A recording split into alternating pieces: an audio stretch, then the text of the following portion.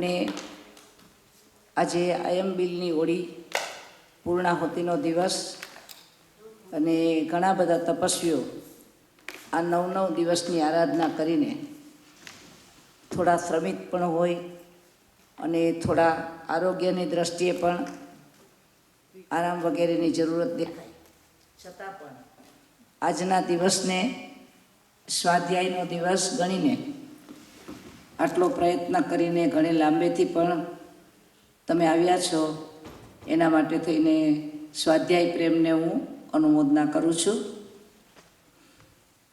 આપણે સૌ સાથે મળીને નમસ્કાર મહામંત્રનું ઉચ્ચારણ કરી આજનું આપણું મંગલાચરણ કરીએ.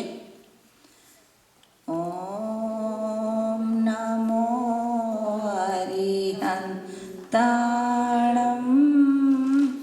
ઓમ નમો સીતાણમ,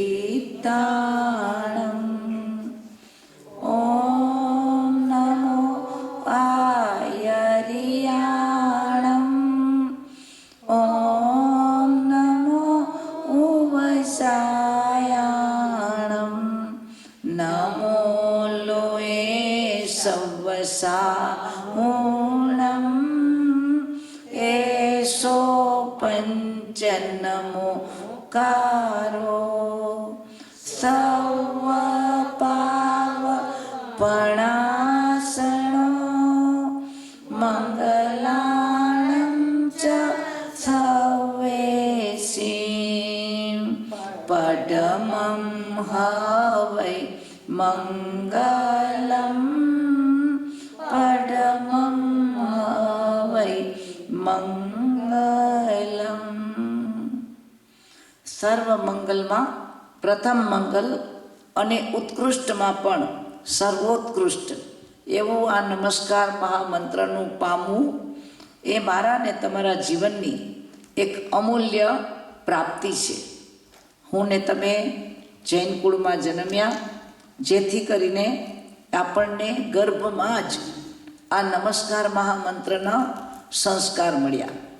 માતાએ દૂધ પાતા પાતા પણ નવકાર પાયો અને પિતાએ આંગળી પકડીને જૈન શાળા કે પાઠશાળામાં મૂકતા આપણને નવકાર મંત્રનો પાન કરાવ્યું. આવા ધન્ય કુળમાં અને ધન્ય વાતાવરણમાં હું ને તમે ઉછર્યા. આજે નમસ્કાર મહામંત્રને પામીને આપણે પરમાત્માની પાસે માત્ર હાથ જોડીને વંદન કરીને નમન કરીને આપણી કૃતજ્ઞતા વ્યક્ત કરશું તો એટલા કરવાથી આ નવકારની પરંપરામાં મોક્ષ થાય ત્યાં સુધી આપણો માર્ગ પૂરેપૂરો ટકી રહેશે, જળવાઈ રહેશે એની ખાતરી નથી. એટલે કે શું કરવું પડશે? આ નમસ્કાર મહામંત્રને આત્મસાત કરવો પડશે. રટણ કર્યું, સ્મરણ કર્યું, ઉચ્ચારણ પણ કર્યું અને ક્યારેક ક્યારેક આપણે એની આરાધના પણ કરી. પણ જ્ઞાની કહે છે કે હવે આપણે એની ઉપાસના કરવી પડે. શું કરવું પડે? આપણે બધા શ્રાવકને માટે શ્રમણોપાસક શબ્દ સાંભળ્યો છે. શ્રમણોપાસક એટલે શું? જે શ્રમણની ઉપાસના કરે. શ્રમણ એટલે ગુરુ ભગવંતો, શ્રમણ એટલે સાધુ ભગવંતો. એટલે જે શ્રમણ ભગવંતોની, સાધુ ભગવંતોની ઉપાસના કરીને સાધુ જેવા બનવાના, શ્રવણ જેવા બનવાના સપના જુએ અને એ સ્વપ્ન સાકાર કરવા માટે એનો આત્મા સતત ને સતત તડપતો રહે, એવા પદને પ્રાપ્ત કરવા માટે જ્યારે મને ને તમે નવકાર મંત્ર પામ્યા છીએ તો હવે આપણો પ્રયત્ન એ હોય કે આ નમસ્કાર મહામંત્ર આપણા લોહીના અણુ અણુમાં નહીં પણ આત્માના પ્રદેશ પ્રદેશમાં વણાઈ જાય. શું કરવું છે? નમસ્કાર મહામંત્રને આપણે આત્મસાત કરવો છે. આત્માના પ્રદેશ પ્રદેશમાં એનું અનુસરણ થાય અને જ્યાં સુધી મોક્ષ ન મળે ત્યાં સુધી આપણા બધા જ જન્મો ક્યાં થાય? આપણે શું ભાવના કરીએ છીએ બેન? કે જ્યાં સુધી મારો મોક્ષ ન થાય ત્યાં સુધી મને ને તમને કોણ મળે? ત્વમેવ શરણમ, ત્વમેવ શરણમ, ત્વમેવ શરણમ. આપણે કહીએ છીએ ને કે જીનેર ભક્તિ, જીનેર ભક્તિ, જીનેર ભક્તિ. ક્યાં સુધી? સદા મેસ્તુ સદા મેસ્તુ સદા મેસ્તુ. એટલે આવો ભાવ જેના હૃદયમાં જાગ્યો છે એવા જીવાત્માઓને પરમાત્મા તો ધન્ય ભાગી કહે, પરંતુ આ જીવનની અંદર આવું ધન્ય ભાગ્ય મને ને તમને જો અહેસાસ થાય, જો આપણે એનો અનુભવ કરીએ અને આપણા ધન્ય ભાગ્યને આપણે પ્રૂવ કરીએ તો આપણે ધન્ય ભાગી કહેવાય. અનાદિ અનંત ભૂતકાળમાં મારો ને તમારો આત્મા પેલા બહિરાત્મ દશામાં હતો. આપણે કેવા હતા? હમણાં રસ્તામાં અલ્પા પૂછતી હતી કે આપણને કર્મ ક્યાંથી લાગ્યા? શું હર્ષદભાઈ, કર્મ ક્યાંથી લાગ્યા? ક્યારથી લાગ્યા?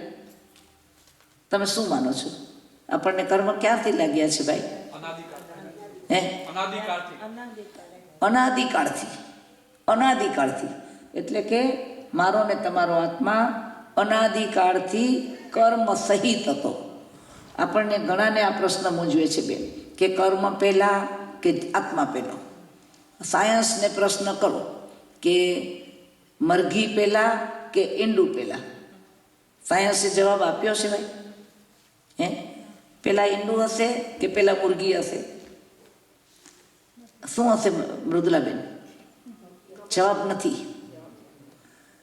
જ્ઞાની કહે છે કે આત્માને કર્મ અનાદિકાળથી લાગેલા છે. અનાદિ શબ્દનો અર્થ શું થયો? જેની આદિ ન હોય, જેનો પ્રારંભ ન હોય, જેની શરૂઆત ન હોય. એટલે જેવી રીતે ખાણમાં સોનું ને માટી હંમેશા ભેગા થયેલા જ જોવા મળ્યા છે. કોઈ ખાણ ખોદે બેન, એમાંથી સોનાના ટુકડા નીકળે કે માટી સાથે મેળવેલી, માટી સાથે જોડાયેલી એવી સુવર્ણની રજ હોય, અને એ રજને, સુવર્ણની રજને માટી સાથે જ બહાર કાઢવામાં આવે અને પછી એને પ્રોસેસ કરીને શું કરવામાં આવે? માટીથી છૂટી પાડવામાં આવે. આપણે જોયું છે ને કે સુવર્ણ શુદ્ધ થઈને 100% સોનું બનીને આપણે પ્રાપ્ત કર્યું છે, પણ ક્યારેય 100% સોનું લગડી રૂપે, ટુકડા રૂપે આપણને ખાણમાંથી પ્રાપ્ત થયું નથી. એમ પ્રત્યેક આત્મા 100% સોનું હોવા છતાં, એટલે કે પૂર્ણ શુદ્ધ સ્વરૂપ, સિદ્ધ સ્વરૂપ હોવા છતાં ક્યારેય પણ આત્મા અનાદિમાં કર્મ રહિત નહોતો, કર્મ સહિત હતો, કર્મથી જોડાયેલો હતો. પરંતુ જ્ઞાનીના જ્ઞાનમાં દેખાયું કે અનંત જીવોએ આ કર્મ ક્ષય કર્યા, એટલે કે સોનામાંથી માટીના રજકણોને દૂર કર્યા અને પ્રોસેસ થતાં થતાં આખરે સોનું શુદ્ધ બની ગયું. એક વખત શુદ્ધ બનેલું સોનું જો માટીનો સંગ છોડે છે અને ત્યાર પછી ફરીથી એના સંગમાં ન આવે તો એ શું કરી શકે છે? પોતાનું શુદ્ધત્વ ટકાવી શકે છે. એવી જ રીતે કોઈ પણ આત્મા જ્યારે નિગોદના ઘરમાં, એટલે કે ખાણમાં, પેલી સોનાની અવસ્થા જેવી રીતે ખાણમાં હતી, એવી રીતે મારો ને તમારો આત્મા પણ પહેલાં ક્યાં હતો? નિગોદમાં હતો. આ નિગોદ શબ્દ જૈન ધર્મનો એક વિશેષ શબ્દ છે, એટલે કે એનો વિશેષ અર્થ છે કે જે સ્થાન એવું છે કે એમાં દરેક આત્મા અનંત કર્મ સહિત ન હોય. પહેલું સ્થાન તો અવ્યવહાર રાશિ. આ જૈન પરિભાષા છે, જૈન ટર્મિનોલોજી છે. ઘણી વખત જૈન ટર્મિનોલોજીનો અભ્યાસ ન હોય તો પહેલી વખત શબ્દ કાને પડે ત્યારે એનો કોન્સેપ્ટ પણ ક્લિયર ન થાય, પણ બહુ જ સરળ છે, બહુ જ સહેલું છે કે આપણે રૂપક વડે સમજી શકીએ છીએ. તો આવું એક નિગોદનું સ્થાન એટલે ખાણ, એની અંદરમાં રહેલો મારો ને તમારો આત્મા એટલે સુવર્ણની રજ, એની સાથે લાગેલા કર્મો એટલે કે માટી. હવે સોનું અને માટી ગમે એટલો કાળ સુધી સાથે રહે તો પણ સોનું માટી થઈ જતું નથી અને માટી ક્યારેય સુવર્ણમાં પરિવર્તિત થઈ જતી નથી. એમ અનંત કાળથી આત્માને કર્મ સાથે હોવા છતાં આત્મા ક્યારેય કર્મ બન્યો નથી, અને કર્મ ક્યારેય એટલે કે જળ ક્યારેય ચેતન બન્યું નથી, અને ચેતન ક્યારેય જળ બન્યા નથી. આ છે આપણી ભૂમિકા, આ છે આપણો ઇતિહાસ. આવો મારો તમારો આત્મા.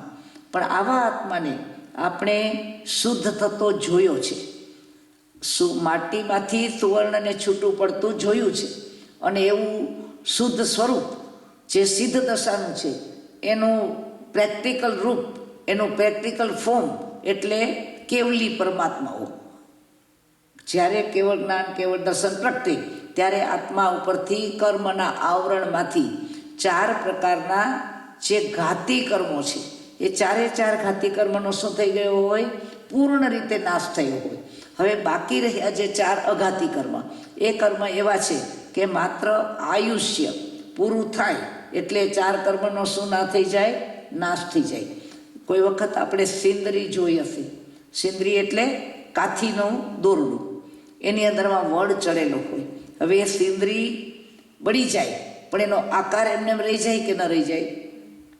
સિંદરી એટલી ટાઈટ વણેલી હોય કે એને બાળી નાખવામાં આવે ને તો પણ એની આકૃતિ એમ જ રહે. પણ હવે એ આકૃતિમાં ક્યારેય સિંદરીપણું પાછું આવે નહીં. એટલે એ તો માત્ર એક હવાનો ઝકોરો આવે અને માટી એની બધી રાખ બની જાય. એમ કેવલી પરમાત્માનો આ શરીર સાથેનો સંબંધ એ શુદ્ધ સ્વરૂપનો આત્મા થયા પછી માત્ર આયુષ્ય પૂર્ણ થાય ત્યાં સુધી એને આત્માને ને શરીરને સાથે રહેવાનું છે. જેવું આયુષ્ય પૂર્ણ થશે એટલે એ આત્મા એમાંથી મુક્ત થઈને એ ક્યાં આત્મા છેલ્લે ક્યાં જાય? ક્યાં જાય? ખબર છે બેન? સિદ્ધશિલા ઉપર. બરાબર. એ સિદ્ધશિલા ઉપર જવા માટે આત્માને કોઈ નિસરણી, સિદ્ધશિલા એટલે લોકનો અગ્રભાગ. આપણે ત્યાં તમે બલૂન જોયા છે ભાઈ?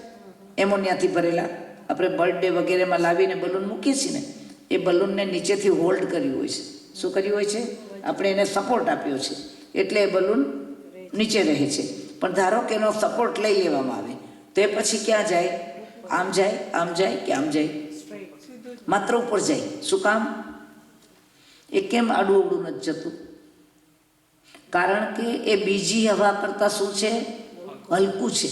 એટલે હલકાપણાનો ગુણ છે, હંમેશા ઉપર જાય. બેનો તમે પાણી ઉકાળો છો, દૂધ ઉકાળો છો, એમાંથી વરાળ નીકળે છે ને, વરાળ ઉપર ઢાંકણ ઢાંકવામાં આવ્યું હોય ત્યાં સુધી વરાળ અંદર ને અંદર રહે. પણ ઢાંકણ જ્યારે આપણે ખસેડી નાખીએ ત્યાર પછી એ વરાળને ઉપર પહોંચાડવા માટે કોઈ ફોર્સ આપવો પડે છે? સ્વભાવથી જ એ ઉપર જાય છે, એને કોઈ ફોર્સ નથી આપવો પડતો. કારણ કે એની ઉપરનું દબાણ હટ્યું. શું હટ્યું? એનું દબાણ હટ્યું. એમાં જે બાકીના જે ભારે કરનારા દ્રવ્યો હતા એ બધા અંદરમાં મિશ્રિત થયેલા દ્રવ્યો શું થયા? જલીને છૂટા પડ્યા.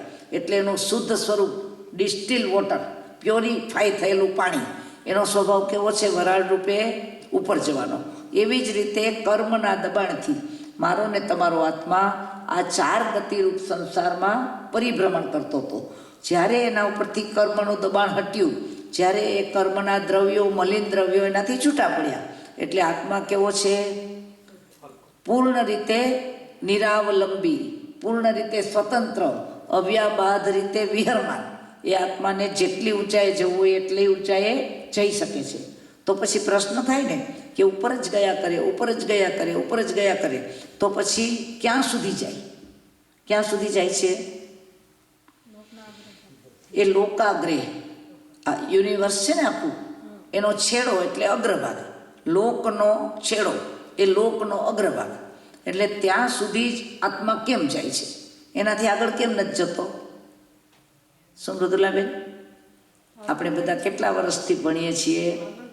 હવે આપણો કોન્સેપ્ટ ક્લિયર હોય કે લોક નામનું એક આખું યુનિવર્સનું જે ફોર્મ છે એની અંદરમાં પરમાત્મા મહાવીર સ્વામીએ એટલે કે જૈન જગતના સિદ્ધાંત પ્રમાણે આ 6 દ્રવ્યથી બનેલી આખી એક યુનિવર્સલ વ્યવસ્થા, એમાં લોકની અંદર આ ધર્માસ્તિકાય અધર્માસ્તિકાય નામના ઈથર છે ને, ઈથરભાઈ, એ શું કામ કરે? આપણા વોઇસને બહાર જવું હોય તેને માધ્યમ જોઈએ કે ના જોઈએ? કોઈ વેક્યુમ કરીને, પૂર્ણ વેક્યુમ કરીને એની અંદર વોઇસ મૂકો તે વોઇસ બહાર નીકળી શકે?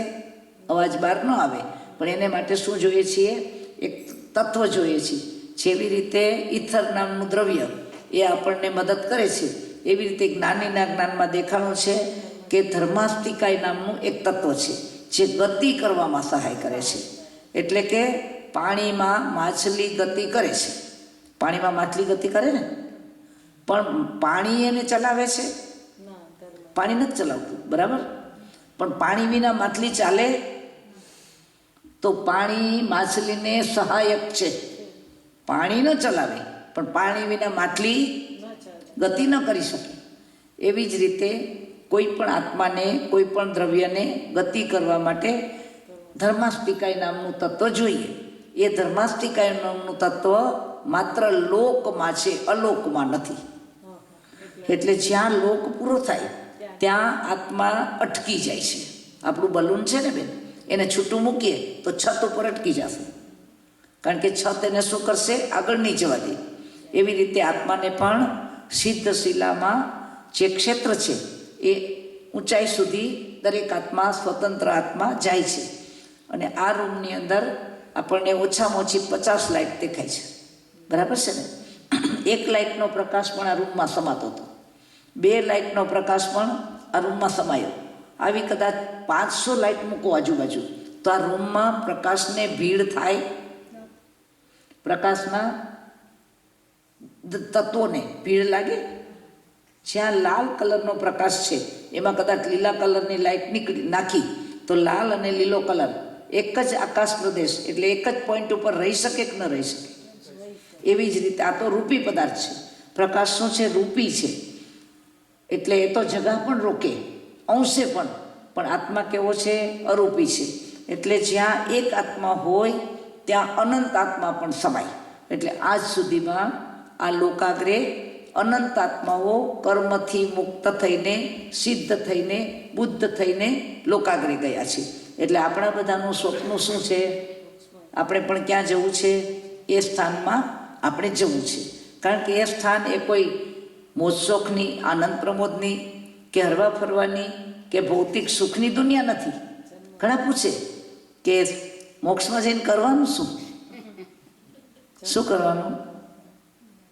મોક્ષમાં જઈને શું કરવાનું બેન? ખાવાનું નથી, પીવાનું નથી, હરવાનું નથી, ફરવાનું નથી, જવાનું નથી, આવવાનું નથી, 5 ઇન્દ્રિયો નથી, એટલે કશું ભોગવવાનું નથી. તો આત્માને સુખ શું લાગે? તો જ્યાં આપણે બીમાર ન હોઈએ ત્યારે આપણે આરોગ્યમાં છીએ. તે દુઃખ છે કે સુખ છે બેન? આરોગ્યમય હોવું એ સુખ છે કે નથી? તો આત્માનું આરોગ્ય, આત્માનું સ્વરૂપ, જેની અંદર આ વિષય વિકાર રૂપી જે આપણને રોગ લાગુ પડ્યા હતા એ બધાની સંભાવના ત્યાં ખતમ થઈ ગઈ. એટલે આ તાત્વિક વાત છે.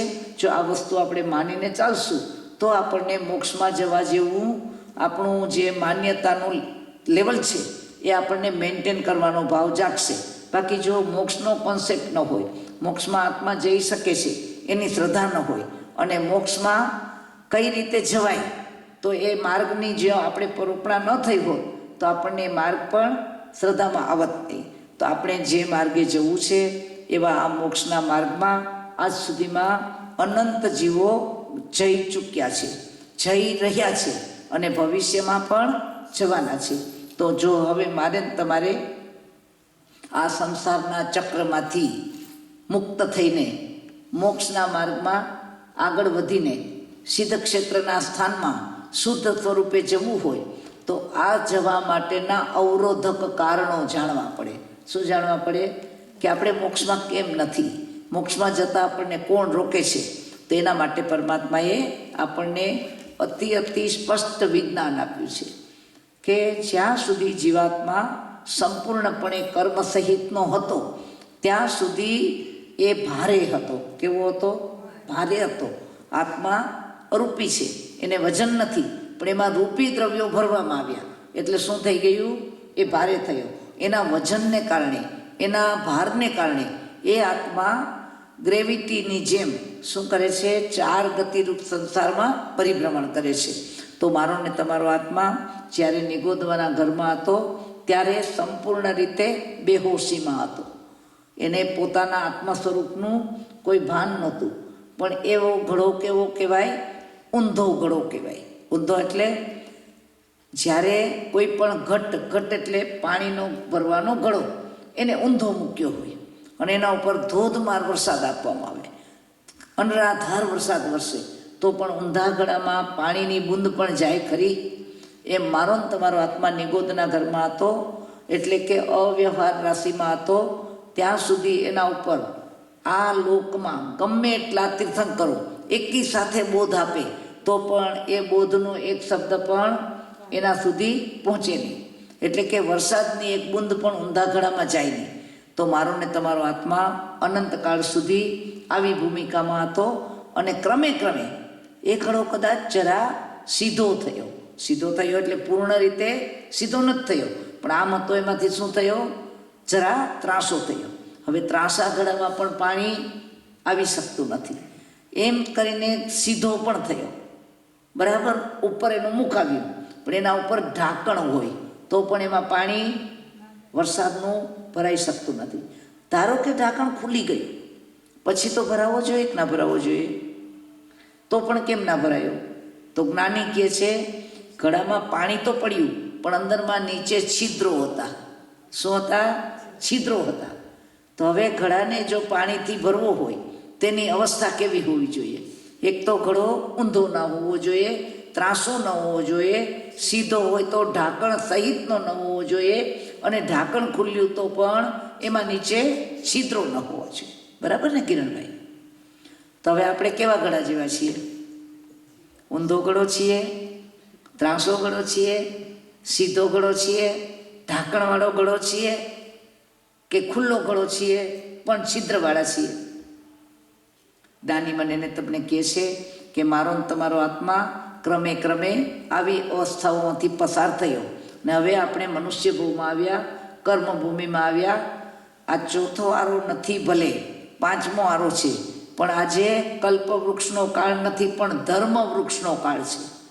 ચોથારા જેટલો ધર્મવૃક્ષનો લીલો ચમકાળ નથી, તો પણ હજુ આપણને ધર્મ તત્વ પામી શકાય એવી, એટલે કે ઘડો ખુલ્લો થયો એવી આપણી ભૂમિકા છે.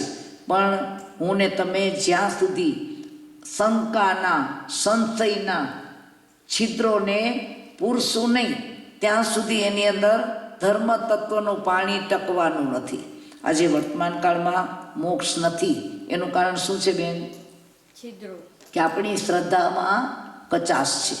આટલો માર્ગ પરમાત્માએ બતાવ્યો, અનંત જીવોએ માર્ગે ચાલીને મુક્ત થયા, તો પણ હજુ આપણને ધર્મ તત્વમાં 100% શ્રદ્ધા થતી નથી. તો વૈજ્ઞાનિક કહે છે એક જન્મ, એક ભોગ, એક આયુષ્ય આપણે શ્રદ્ધા કરવામાં આપી દઈએ, પછી પરિણામ ન મળે તો અનંત ભવ ગયા, એમાંનો એક જ ભવ વધુ જશે. પણ ધારો કે આ ભવમાં શ્રદ્ધા નહીં કરીએ તો જ્ઞાની કહે છે અનંત ભવ ગયા, એમાં વધારાના અનંત ભવ હજુ પણ ચાલ્યા જશે. તો જો મને ને તમને શ્રદ્ધા હોય પરમાત્માની વાણીની, તો આપણે એક ભવ પરમાત્માના માર્ગે ચાલીએ. તો હવે આ પરમાત્મા આવા જીવાત્માઓને મોક્ષનો માર્ગ બતાવે છે, મુક્તિનો માર્ગ બતાવે છે, કલ્યાણનો માર્ગ બતાવે છે, અને સિદ્ધ શિલા સુધી જવાનો રસ્તો બતાવે છે. તો આ માર્ગ છે પરમાત્માના મુખમાંથી નીકળેલો જે દેશનાનો પ્રવાહ હતો.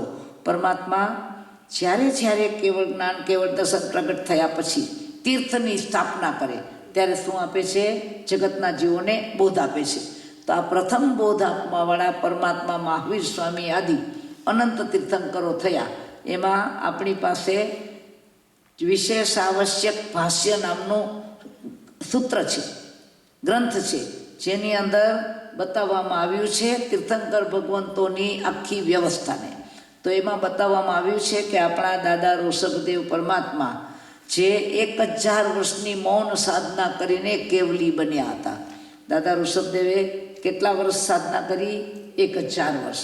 અને ભગવાન મહાવીર સ્વામીએ કેટલા વર્ષ સાધના કરી? એ બધા જાણો છો?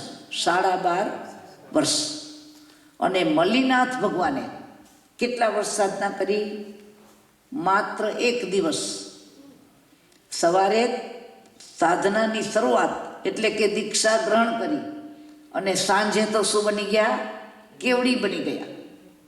એટલે પ્રયત્ન 1000 વર્ષનો હોય કે પ્રયત્ન 1 દિવસનો હોય કે 12.5 વર્ષનો હોય, પણ બધાના પ્રયત્નનું પરિણામ કેવળ જ્ઞાન, કેવળ દર્શન રૂપે પ્રગટ થયું હતું. અને એમાં જેના જેટલા જ્ઞાનાવરણીય આદિ 4 કર્મો જેટલા વધારે તીવ્ર હતા, જેટલા વધારે ગાઢ હતા, અને જેટલા વધારે જથ્થામાં હતા, એટલી એની સાધના વધારે આકરી હતી. તો દાદા ઋષભદેવ એ આપણને બતાવે છે કે 1000 વર્ષની સાધનામાં હર વર્ષમાં એક વર્ષમાં 360 દિવસમાં માત્ર 90 સેકન્ડ 90 સેકન્ડ એમણે ઊંઘ લીધી હતી. આખા વર્ષમાં કેટલું ઊંઘ્યા? 90 સેકન્ડ. એટલે 4 દિવસની 1 સેકન્ડ થઈ. 4 દિવસે 1 સેકન્ડ જેણે વિરામ કર્યો. એવા સાધનાવીર એવા આપણા દાદા ઋષભદેવ. અને 12.5 વર્ષની સાધનામાં ભગવાન મહાવીર સ્વામીએ કેટલી નિદ્રા કરી હતી બેન? 1 અહોરાત્રિ, માત્ર 1 દિવસ રાત. એટલે એની સાધના કેવી અપ્રમત હશે, કેવી કઠોર હશે. આવી સાધનાને અંતે 1 દિવસની સાધના હતી કે 1000 વર્ષની, પણ જે વખતે પરમાત્માને કેવળ જ્ઞાન કેવળ દર્શન પ્રગટ થઈ ગયું એટલે એના લોકનું સ્વરૂપ એની સાથે પ્રગટ થઈ ગયું. શું દેખાયું બેન? જ્ઞાનીના જ્ઞાનમાં એ દેખાણું કે આખું જગત આ સંસારની અંદર આધિ વ્યાધિ અને ઉપાધિથી સળગી રહ્યું છે. આ ચલન, આ બળવાની ક્રિયા, આ આધિ વ્યાધિ ઉપાધિના તાપ, એનું કારણ શું છે? તો પરમાત્માને કારણ પણ દેખાયું અને એનું નિવારણ પણ દેખાયું. શું દેખાયું? કે આ જગતના જીવો દુઃખી શાને કારણે છે અને આ દુઃખમાંથી મુક્ત થવું હોય તો એને કયા માર્ગે ચાલવું પડે? એટલે પરમાત્માએ જગત જીવોના કલ્યાણ માટે જે વખતે તીર્થંકર નામ ગોત્ર બાંધીને જે તીર્થંકર નામ ગોત્રની પદવી સિદ્ધ કરી હતી એ વખતે એનો ભાવ શું હતો? કોઈ પણ આત્મા તીર્થંકર નામ ગોત્ર બાંધે એ આપણે બધા કહીએ છીએ ને ભાઈ, એના માટે તમે શેની સાધના કરો છો? તીર્થંકર નામ ગોત્ર બાંધવાના કેટલા સ્થાન? 11. 20 સ્થાનક છે ને. આ શેની ઓળી કરીએ છીએ બેન? 20 સ્થાનકની ઓળી. એમાં શું બતાવે છે કે આવા 20 પ્રકારે આપણે તીર્થંકર નામ ગોત્ર બાંધી શકીએ. તો આવા 20માનું કોઈ એક કારણ પણ હોય ને 20 કારણ પણ હોય, પણ જેણે તીર્થંકર નામ ગોત્ર બાંધ્યું હોય ત્યારે એનું સેન્ટ્રલાઇઝ થયેલું ભાવ જગત શું કહેતું હોય? સવી જીવી કરું શાસન રસી. સર્વ જીવો, જગતના તમામ જીવો, આખા લોકના જીવો શાસન રસિક એટલે કે મોક્ષ માર્ગના પ્રિય બને, મોક્ષ માર્ગે ચાલવાનો ઉપક્રમ કરાય એવો જે મને માર્ગ મળ્યો એવો માર્ગ હું શું કરું? આ તમામ જીવોને આપું. એવી જ્યારે અંદરમાં પુનિત ભાવના, પવિત્ર ભાવના અને શ્રેષ્ઠ ભાવના પ્રગટ થાય એ વખતે તીર્થંકર નામ ગોત્રના કર્મદલિકો શું આવે? આત્માના પ્રદેશ ઉપર આવે. અને હવે જ્યારે એ નામ ગોત્ર કર્મનો ઉદય ચાલે ત્યારે તીર્થંકર ભગવાન શું કરે? દેશના આપે. એટલે ભગવાને જ્યારે દેશના આપી ત્યારે તો એ ન્યુટ્રલ હતા. શું હતા બેન? રાગ દ્વેષથી મુક્ત થઈ ગયા હતા. એટલે એને બોલવાનું કોઈ કારણ નહોતું, પરંતુ એના નામ ગોત્રનો ઉદય ચાલ્યો અને ભગવાને જગતના જીવોને જે માર્ગ બતાવ્યો એ માર્ગ એટલે જગતના જીવોના દુઃખ નિવારણનો માર્ગ. આખો સંસાર દુઃખી હતો, એના નિવારણનો માર્ગ બતાવતા પરમાત્માએ કહ્યું કે માહણો માહણો માહણો. આ પ્રાકૃત શબ્દ છે. મા એટલે નહીં અને હણો એટલે મારવું. ભગવાનની પહેલી વાણીનો પહેલો ઉચ્ચાર હતો કે હે જગતના જીવો તમે હિંસા ન કરો, હિંસા ન કરો, હિંસા ન કરો. બોલ્યા માહણો માહણો માહણો. અને એને ઝીલનારા પાત્ર. એ વખતે જો સંવત્સરણમાં ન હોય તો પરમાત્માની દેશના શું થઈ જાય? નિષ્ફળ થઈ જાય. એટલે આપણે જાણીએ છીએ કે ભગવાનની પહેલી દેશના શું થઈ હતી? નિષ્ફળ થઈ હતી. એનું કારણ શું હતું? કોઈ ઝીલનારા કેમ નહોતા? હર્ષદભાઈ, કેમ ઝીલનારા નહોતા ખબર છે? કારણ કે ત્યાં એક પણ મનુષ્ય મોજૂદ નહોતો. જો મનુષ્ય હોય, જો માણસ હોય, જો કર્મભૂમિનો આવો કોઈ આત્મા હોય અને જો જીનની વાણી વસે, પરમાત્માનો બોધ નીકળે, પરમાત્માની દેશના થાય અને એ પથ્થર ના પીગળે એવું કદી બન્યું નથી. એટલે કે હું ને તમે પણ આવા જીન વચન સાંભળવાના અનેક અનેક ભવોમાં અનંત વખત આપણને યોગ મળ્યો તો પણ આપણે શું નથી કર્યું? જીન વચનથી પીગળ્યા નથી. એનું કારણ શું છે? કે આપણો આત્મા ઘણો જ ભારે કર્મી હશે. જ્યાં સુધી આત્મા ઉપર કર્મના લેયર અતિ ગાઢા હોય ત્યાં સુધી શું નથી થતું? એ વાણીની સ્પર્શના થતી નથી. તો પરમાત્માએ જે પેલો બોધ આપ્યો એ બોધ સાંભળીને જીવાત્માઓ એ જ વખતે કલ્યાણની કેડીએ ચડી ગયા. એટલે આપણા કહેવાનો આશય એ નીકળે છે કે આટલા મહેનત પછી, આટલા પરિશ્રમ પછી, આટલા પુરુષાર્થ પછી જીન પરમાત્માઓએ જે પ્રાપ્ત કર્યું એ વાત એને જગતને કેવી હોય, તે વાત કેટલી મહત્ત્વની હોય. આટલી અથાગ મહેનત પછી ભગવાન જે પહેલી આજ્ઞા આપે, પહેલો ઉચ્ચાર કરે, એની વેલ્યુ કેટલી હોય.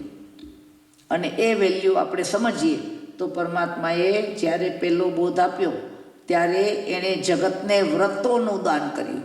શું કર્યું? વ્રત એટલે સંવરવું, વ્રત એટલે અટકવું, વ્રત એટલે વિરમવું.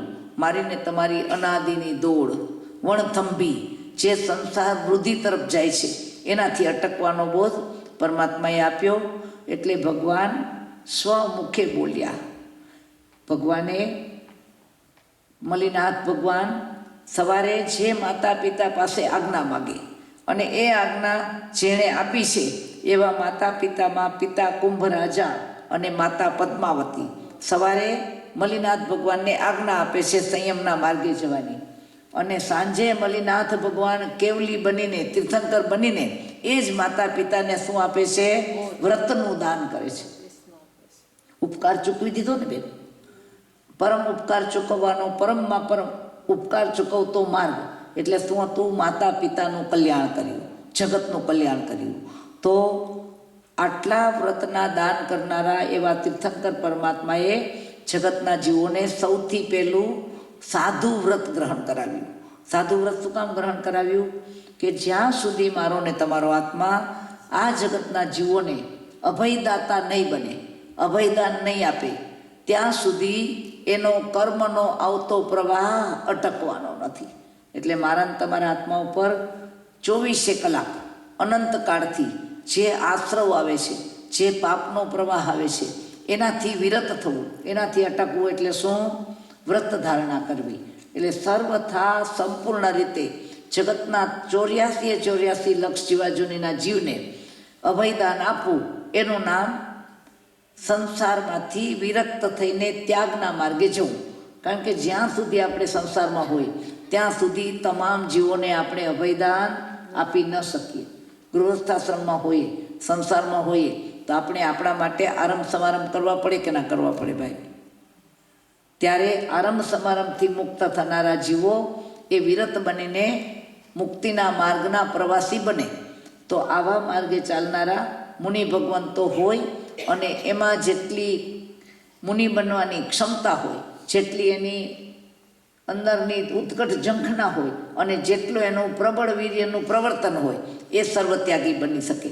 પણ મારા ને તમારા જેવા એટલે કે આપણા જેવા કેટલા બધા જીવો હતા કે જે શું ન કરી શક્યા? સર્વવ્રતનો, સર્વત્યાગનો સ્વીકાર ન કરી શક્યા. એવા જીવોને માટે પરમાત્માએ શું કરાવ્યું? શ્રાવક વ્રતનું દાન કર્યું. એટલે ચતુર્વિધ તીર્થમાં સાધુ, સાધ્વી, શ્રાવક અને શ્રાવિકા આ 4નો સમાવેશ કરવામાં આવે છે. તો હવે આપણે વિચારવાનું છે કે ભગવાને જ્યારે આ વ્રત પ્રદાન કર્યા ત્યારે સ્વયં સ્વમુખે ભગવાને વ્રત ઉચ્ચરાવ્યા છે. શું કરાવ્યું છે બેન? ભગવાન દેશના આપીને ચાલ્યા નથી ગયા. ભગવાને દેશના આપીને ગૌતમ ગણધરને એમ નથી કીધું કે મેં તો બોધ આપી દીધો, હવે વ્રતનું દાન કોણ કરો? આસિસ્ટન્ટને સોંપ્યું નથી. ભગવાને બીજા કોઈને સોંપ્યું નથી. સ્વયં ભગવાન શ્રીમુખે જે વ્રત ધારણ કરાવે એ વ્રત ધારવા જેવા હોય કે ન હોય? આપણે વિચાર કરો. એની વેલ્યુ સમજવા માટે આ વાત કરું છું કે જે વાત ભગવાને સ્વમુખે કરી અને હજારો લોકોને, લાખો લોકોને પરમાત્માએ સ્વમુખે વ્રત પ્રદાન કર્યા છે. એ જ વ્રત આજ મારીને તમારી સામે છે. તો હવે આપણે આ વ્રત ધારવા જોઈએ કે ન ધારવા જોઈએ? પરમાત્માને જેનું આટલું મહત્ત્વ છે અને પરમાત્માના સ્વમુખેથી આટલા સાધુ, સાધ્વી, શ્રાવક, શ્રાવિકા વ્રતધારી બન્યા, તે વ્રતનું મહત્ત્વ જીન શાસનમાં અનેરું છે અને આજે પણ એ વ્રત ઉપલબ્ધ છે. પણ હું ને તમે હજુ પાપનો પ્રવાહ આપણા ઉપર આવી રહ્યો છે એના માટે થઈને નિશ્ચિતપણે માનનારા નથી. હજુ પણ આપણા મનમાં પ્રશ્ન થાય કે આપણે કશું કરતા ન હોય તો આખા લોકનો પાપ આપણને આવે કેવી રીતે આવે? ભાઈ, આ લોકમાં જેટલા પણ પાપ થાય છે, જેટલા પણ હિંસાના આ બધા કાર્યો થાય છે, એ બધાની સાથે આપણું કાંઈક, અને આજે આટલા કતલખાના ચાલે છે એમાં આપણું કાંઈ રોકાણ છે? આપણે એમાં પૈસા રોક્યા છે? આપણે એને કશું એ અનુમોદના કરીએ છીએ? નથી કરતા ને. તો પણ જ્ઞાની આપણને કહે છે કે તારો 14 રાજલોક સાથેનો પાપનો આશ્રવ ખુલ્લો છે. કેવી રીતે? જેમ આપણે અનુમોદના નથી કરતા, જેમ એમાં રોકાણ નથી કરતા, એવી રીતે હું આમાં કનેક્ટ નથી. હું હવે આ બધી જ વસ્તુને વોસરાવું છું અને મારું કનેક્શન કાપું છું એવું બોલ્યા પણ નથી ને. એક ફેક્ટરી ચાલુ કરીને આવ્યા 50 વર્ષ પહેલાં, 25 વર્ષ પહેલાં, આપણા નામે ચાલે છે અને આજ સુધી ચાલતી હોય. આપણે એમાં કદી પગ પણ નથી મૂક્યો, આપણે જોવા પણ નથી ગયા, પણ નામ કોનું છે એમાં? આપણું. તો એ ફેક્ટરીમાં લાભ થાય કે નુકસાન થાય, એની લાયબિલિટી કોની? એની જવાબદારી કોની? માનો છો બેન? આપણું ઇન્ડિયામાં ક્યાંય ઘર હોય તો એનો ટેક્સ કોને ભરવો પડે? તમારા મમ્મી પપ્પાએ તમારા નામે કર્યું હતું, તમે એ ઘરમાં કદી ગયા નથી, તમારે જવું પણ નથી, તમે જોયું પણ નથી, પણ તમારા નામે એ ઘર થયા પછી આપણા માતા પિતા ન હોય અને આપણા નામે જોઈ તો એ આપણે એમ કહી શકીએ કે મેં જોયું નથી, મેં જાણ્યું નથી, મેં બનાવ્યું નથી અને મારે જવું પણ નથી, તો હું એની જવાબદારી શું કામ સંભાળું? એની જવાબદારી મારા ઉપર કેમ આવે? ચાલે વ્યવહારમાં? તો આપણે શું કરવું જોઈએ? શું કરવું જોઈએ? અલ્પા, આપણે આપણા નામ ઉપરથી રિઝાઇન થઈ જવું જોઈએ કે નહીં? આપણે આ મારું નથી, હું છોડું છું. દાન આપી દો, વેચી નાખો, ગિફ્ટ આપી દો, જે કરવું એ કરો, પણ આપણું નામ કનેક્શનથી કપાવવું જોઈએ કે ના કપાવવું જોઈએ? તો આ 14 રાજલોકમાં હું ને તમે અનાદિ અનંત ભૂતકાળથી અનંતે અનંત ભૂતગલો સાથે દ્રવ્યથી, ક્ષેત્રથી, કાળથી ને ભાવથી બધા જ કનેક્શન અનંતવાર કરીને આવ્યા છીએ. ધારો કે આપણું અહીંથી મૃત્યુ થાય ભાઈ, આપણા ઘરમાંથી નીકળ્યા, આપણે આ ઘર ઓસરાવીને મર્યા, આપણને કાઢવામાં આવ્યા કે આપણે નીકળ્યા છીએ? આપણને કાઢવામાં આવશે કે આપણે નીકળશું? કાઢવામાં આવશે ને બેન. તો આપણે મારું માનીને છોડીને જઈએ છીએ કે મારું નથી એમ માનીને છોડીને જવાના? મમત્વની પ્રિન્ટ, મમત્વની છાપ એના ઉપર છે કે નથી આપણી? તો લાયબિલિટી લાગે કે નહીં? તમારા પ્રિમાઇસીસમાં આવીને કોઈ પડી જાય ને તો આ દેશમાં તો શું થાય છે? ખાલી તમારું છે એટલા માટે જોયું નહીં એણે, ચાલવામાં ધ્યાન રાખ્યું નહીં એણે, ગોથું ખાધું એણે, અને શું કોના ઉપર આવે? શું કામ આવે? ખાલી એના તમે માલિક છો એટલા માટે આવે છે ને બેન. તો જ્ઞાની મને તમને કહે છે આવા 14 રાજલોકના તમામે તમામ દ્રવ્ય, ક્ષેત્ર, કાળ ને ભાવ આપણા સ્થિરે આપણા ઉપર કનેક્ટેડ છે. માનો છો કે નહીં? હોઈ શકે કે નહીં? તો હવે આ ભાવમાં શું કરવું છે? કનેક્શન કાપવા. આ કનેક્શન કાપવાનો ભાવ છે. પથારી પાથરવાના ભાવો ગયા, હવે આ ભાવ પથારી સંકેલવાનો ભાવ છે. પથારા કરવાનો ભાવ છે કે પથારા સંકેલવાનો ભાવ છે? આપણે શું કરીએ છીએ? પથારા પાથરીએ છીએ કે પથારા સંકેલીએ છીએ બેન? જન્મ્યા ત્યારથી આજ સુધી આપણે ગાર્બેજ સિવાય શું છોડ્યું? એક્સેપ્ટ ગાર્બેજ આપણે શું છોડ્યું બેન? આ વાર તહેવારે કોઈ વખત ડંકા વગડાવ્યા હશે આપણા નામના દાન રૂપે, તો એમાં પણ પાછો ભાવ શું છે બેન? આટલું દાન તો આપણને સદગતિ અપાવી દેશે, આટલું દાન તો આપણને અઢળક પુણ્ય અપાવશે. પાછા આપણને કહેવામાં આવે ને, અહો પુણ્યશાળીઓ, અહો ભાગ્યશાળીઓ, શું કરો? આ પેટીનું દાન બોલો અને શાલીભદ્રની પેટીઓ આપણા ઘરમાં ઉતરશે. દાન કર્યું તો પણ અપેક્ષા કરી. જ્ઞાની કહે છે દાન કરવાનો સમય ગયો, ત્યાગ કરવાનો સમય આવ્યો છે. દાનમાં ત્યાગમાં ફરક શું? દાનમાં ને ત્યાગમાં ફરક શું ભારતીબેન? દાન આપણી માલિકીમાં હોય, આપણું પોતાનું હોય, એનું આપણે દાન કરી શકીએ. પણ ત્યાગ કરવામાં આપણું હોવું બિલકુલ જરૂરી નથી. એક સામાન્યમાં સામાન્ય વ્યક્તિ દીક્ષાને માટે તૈયાર થાય, સંસાર છોડવા તૈયાર થાય.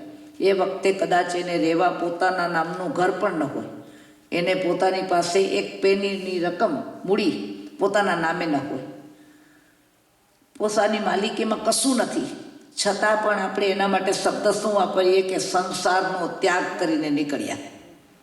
સંસાર એના બાપુજીનો હતો તો પણ એને માટે દાન ન કરી શકે સંસારનું, પણ શું કરી શકે? ત્યાગ કરી શકે કે ના કરી શકે? ત્યાગ શું બતાવે છે? આખા સંસારમાંથી એક પણ પદાર્થ હવે મને મળે તો પણ મારે જોઈતો નથી. ત્યાગ એટલે શું? તમને કોઈ પ્રભાવના દેતા હોય તો તમે કહો ને મારે એનો ત્યાગ છે, તો પ્રભાવના ક્યાં આપણી હતી? પહેલેથી નહોતી ને. તો પણ આપણે કીધું ને મારે એનો ત્યાગ છે. આજે ભોજન કરવા બેઠા, તમને કંઈ પીરસવા આવ્યા તો આપણે શું કહીએ? મારે એનો ત્યાગ છે. આપણી પાસે નહોતું એ. એટલે કે આ સંસારમાં હું ને તમે આજથી નક્કી કરીએ કે મારે હવે કેટલું નથી જોઈતું. આમાં શું નક્કી કરવાનું બેન? મારે શું શું નથી જોઈતું? તમને જે જોઈએ છીએ એ બધું જ રાખો, જેટલું છે એટલું બધું રાખો, એનાથી વધુ જોઈએ તો એટલું પણ રાખો, પણ જે આપણે નથી જ જોઈતું આનો ત્યાગ કરાવે એવો વિશિષ્ટ માર્ગ પરમાત્માનો માર્ગ છે. વ્યવહારમાં ઘણા બોલે છે કે જૈન ધર્મ પ્રેક્ટિકલ નથી, અથવા તો બહુ હાર્ડ છે, બહુ કઠિન છે, બહુ કઠોર છે. જ્ઞાની કહે છે આવો શબ્દ બોલ્યા ને એટલે આપણે પરમાત્માના માર્ગની ઉથાપના કરી. ખરેખર આવો સહેલો માર્ગ, આટલો સરળ માર્ગ, અને બધું જ કરવા છતાં જીવી શકીએ, ખાઈ શકીએ, પી શકીએ, રહી શકીએ, બોલી શકીએ, ને છતાંય અનંત સંસારના અંત કરીને માત્ર મેરુ જેટલા પાપ બંધ કરીને રાઈના દાણા જેટલા પાપ આપણને લાગે, આવો માર્ગ સહેલો કહેવાય કે અઘરો કહેવાય? જેમાં કશું જ ત્યાગવું જ નથી પડતું, જે આપણું નથી એનો માત્ર ઇનકાર કરીએ છીએ. આ મારું નથી ને હવે મારે જોઈતું નથી. આટલું કરવામાં આપણા કેટલા વર્ષો ગયા ભાઈ? આપણે આ પહેલી વાર શબ્દ સાંભળીએ છીએ, વ્રત શબ્દ. શ્રાવક પણ પહેલી વાર સાંભળ્યું. સમજણા ત્યારથી જૈન કુળમાં જન્મ્યા એટલે આપણે સાંભળ્યું કે આપણે કેવા છીએ? શ્રાવક. શ્રાવક એટલે 5મા ગુણસ્થાનકનો માલિક. શ્રાવક એટલે વ્રતધારી. પણ જ્ઞાની આપણને કહેશે કે આપણે શ્રાવક શબ્દનો અર્થ જ માત્ર શ્રોતા કર્યો. શું કર્યું? શ્રાવક એટલે જીજીન વચન સાંભળે એ શ્રાવક. પણ જ્ઞાની એનાથી આગળ વધીને કહે છે કે શ્રાવકમાં 3 અક્ષર છે, શ્ર, વ ને ક. કિશોરભાઈ, શ્ર એટલે સાંભળવું, શ્રવણ કરવું, શ્રોતા. શ્રાવકનો પહેલો અક્ષર આપણને શું બતાવે છે? કે પરમાત્માનો શ્રાવક શ્રવણ કરનારો હોય. પણ બીજો અક્ષર છે વ, એ શું બતાવે છે? સાંભળીને વિવેક કરનારો હોય. સાંભળીને વિવેક કરનારો હોય. ને ત્રીજો અક્ષર બતાવે છે ક, એટલે કાર્ય કરનારો હોય. સાંભળ્યું તો જગતના અનંત જીવોએ બધા સાંભળે, પણ સાંભળીને હાથ ખંખેરીને આપણે ઊભા થઈને ચાલ્યા જઈએ તો વિવેક કર્યો ન કહેવાય. વિવેક એટલે હેય અને ઉપાદેય. હેય એટલે છોડવા યોગ્ય અને ઉપાદેય એટલે આદરવા યોગ્ય. આપણે કોઈ પણ વસ્તુ સાંભળવા જઈએ એ વખતે આપણા માઇન્ડમાં શું ચાલતું હોય? એક્શન રિએક્શન ચાલતા હોય. આપણું માઇન્ડ તરત કે આ તો કરવા જેવું છે, આ તો કરવા જેવું નથી. આવો વિવેક જે કરી શકે ને એને શ્રાવક કહેવાય. તો સાંભળીને વિવેક કરીને એનું શું કરવાનું? કાર્યમાં અમલ કરવાનો. તો એનું નામ શ્રાવક કહેવાય. ખાલી સાંભળી લે એને શ્રોતા કહેવાય. તો આજ સુધી આપણે શ્રોતા રહ્યા કે શ્રાવક બન્યા? શું કર્યું બેન? શ્રોતા રહ્યા ને. તો હવે આપણે એક વસ્તુ કરીએ કે આજે તમને ઘરે જઈને ઈમેલ ખોલો ને, અથવા હવે તો ઘરે જવાની જરૂર નથી, કારણ કે ફોનમાં હમણાં અહીંથી આપણો સ્વાધ્યાય પૂરો થાય, તમે ઈમેલ ખોલો, એની અંદરમાં ટેક્સ ડિપાર્ટમેન્ટની એક નોટિસ ગવર્મેન્ટના સ્ટેમ્પ સાથેની તમને જોવા મળે. ને એમાં એમ લખ્યું હોય કે આ તમે ફોર્મ ભરો અને આ ફોર્મ ભરીને મોકલી આપો.